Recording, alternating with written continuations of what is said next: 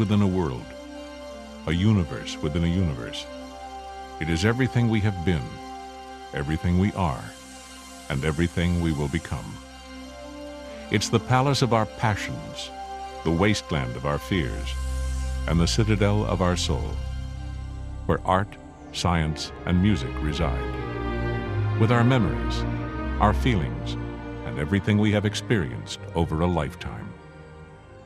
It's our brain, the true center of our universe.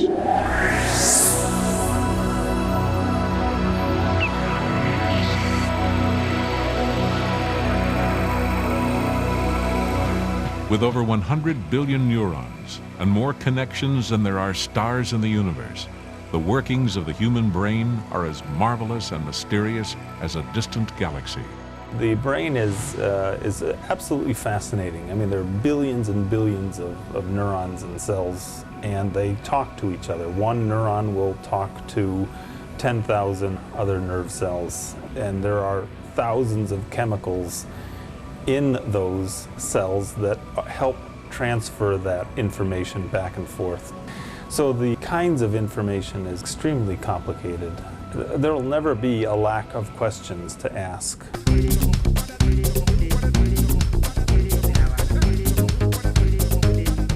It's our brain that makes sense of life, what we feel, what we see, what we hear, what we touch. It defines who we are, the objects and people we know, the things we love and hate. And it guides us through the everyday activities we tend to take for granted. The more we understand it, the more we're able to understand ourselves and the world around us. Science has made incredible advancement in many areas, but unfortunately in the pathology of the brain, advancement have been made, but not much. In spite of the fact that we have gone to the moon and come back, yet our understanding of brain has not been advanced. And that is one of the beauty of studying the brain. It is so complex that it is awe-inspiring. Investigating the complexities of the brain requires complicated and highly sophisticated equipment. At the University of North Dakota School of Medicine and Health Sciences, we have one of the best tools available to the neuroscientist today, the positron emission tomography scanner, or PET scanner for short. The scanner is a very special type of camera that can capture truly amazing images of the brain.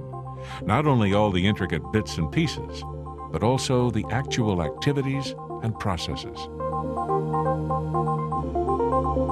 In order to create these extraordinary images, the researcher first injects a minute amount of radioactive substance into a living subject, either a person or, in this case, a mouse. It is this substance, which has a lifespan of mere hours, that enables us to obtain such detailed pictures of the brain. But it's the technology required to create that radioactive substance that's equally remarkable. This is a cyclotron, a massive marvel of copper, lead, steel, and concrete. It's capable of accelerating particles of matter at 186,000 miles per second, nearly the speed of light, or in this case, the speed of life.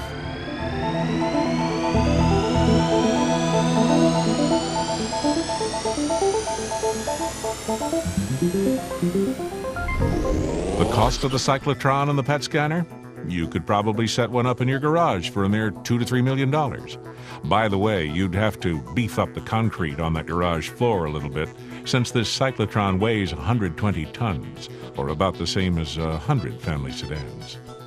The UND School of Medicine and Health Sciences is one of only 11 facilities nationwide to be selected to receive this research equipment and capability. Well, what's happened here obviously is a result of an incredible team effort. It has to do with our congressional delegation, mainly Senator Dorgan, helping to put this Red River Valley Research Corridor into motion. The state legislature, the governor, who operationalized the concept called the Centers of Excellence. And then, of course, the people like David Wilson, who've assembled just a crackerjack team of researchers, people who are right at the cutting edge of their field, who've come here to add this luster to our university. It's just been great. Early on, I decided I really had to focus our areas of research because we can't be all things to all people. I was fortunate enough to attract a really world-class neuroscientists who then recruited some of the brightest minds in the country. Once you recruit talented people, they attract additional talented people. And then the word gets around that, you know, North Dakota is really a good place to do neuroscience research. And so we've really benefited from that. This new facility that we're inaugurating will really add to that, because now we have a facility and some of the tools that we need to compete with the best and the brightest in the United States. When I first came to the University of North Dakota about 12 years ago, there wasn't a lot of research going on in a lot of different kinds of areas, and I've seen that grow enormously in the medical school.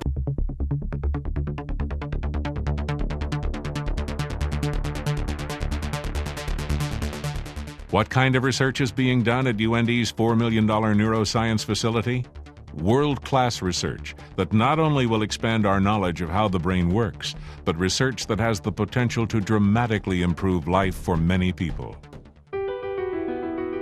Using small living rodents, our team of neuroscientists are currently conducting groundbreaking work on several neurodegenerative diseases, such as Alzheimer's, ALS or Lou Gehrig's disease, and Parkinson's, diseases that affect the lives of millions of people. But UND's researchers are also investigating one of the most destructive and costly diseases known to humankind, drug addiction. As part of a national network of prestigious research institutes, which includes the National Institute on Drug Abuse, scientists at UND School of Medicine and Health Sciences are actively seeking answers to how the brain processes drugs and the mechanisms of dependency. The answers they discover may change the world for generations to come. We're going to develop this new technology as we keep our eyes on the star. In other words, we have lofty goals that by the year 2017 we will be able to prevent and cure Parkinson's disease. That is our goal. That's what we're looking at. But Dr. Abadi's work is only part of the bigger picture of world-class research being conducted at UND. Many other nationally and internationally renowned scientists are helping create a culture for research excellence to flourish and grow. Industry doesn't come to your towns unless you have good schools and good health care. And I think we're doing our part as a university to make those things happen for North Dakota. Some of the research that comes through here is really exciting with what they're doing with it and everything, and the breakthroughs they're making. And, you know, I'm thankful to have this job, be able to be here and help be a part of the research and help them in any way that I can. Well, I think it's real important to have these opportunities available at home, particularly if the state of North Dakota wishes to continue growing. By attracting students to stay in state, it opens doors for them to have jobs in the state as well. I think it's great to be involved with a school that's on cutting edges of research. And I think to attract students and researchers to this place, you must constantly raise the standards. It brings in new insights and new knowledge and just attracts people to the school. If we set a high standard for ourselves, then there's nowhere we can go but up and excel. We know we have great people. We have wonderful young people, brightest people I think there are around. Yes, it gets a little chilly here in the winter, but the good people just hunker down and work hard and are very productive. Our brain, a miracle of design and function. It directs our every movement. It brings meaning to our lives, and it even allows us to glimpse and understand a few of its mysteries. But of all the powers it bestows upon us, none may be greater than the ability to create, to imagine a world that doesn't yet exist, and to dream. You got to dream big, you got to work hard, you got to believe in yourself, and you got to be realistic, and you have to show perseverance. What are my dreams? My dream is to be a doctor. No, I guess just be the best doctor that I can be. I guess I'd like to go into obstetrics or gynecology or pediatric specialty and just see various aspects of my patient population and just be there and be the best doctor that I can. I do want to make a difference. Yeah.